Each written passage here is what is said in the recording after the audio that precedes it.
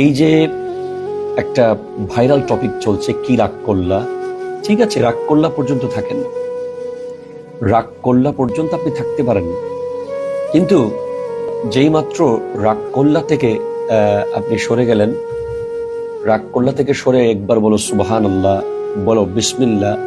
এই যে যে যাকে যেখানে মন চায়, রাস্তায় ঘাটে, গরুর বাজারে, ফুটবল প্লেয়ারদেরকে নিয়ে, ক্রিকেট টিম নিয়ে, পারিবারিক সাংসারিক বিষয় নিয়ে, কোথায় কোথায় খালি একবার বলো বিসমিল্লাহ, বলো সুবহানাল্লাহ।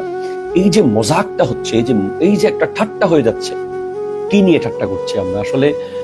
জিনিসটা কি, ঠাট্টা করার বস্তুটা কি, ঠাট্টা করার টপিকটা কি, আমাদের ঠাট্টার সময় মুখ দিয়ে কোন ওয়ার্ড বের হচ্ছে, আমরা কি জিনিসটা খেয়াল করেছি?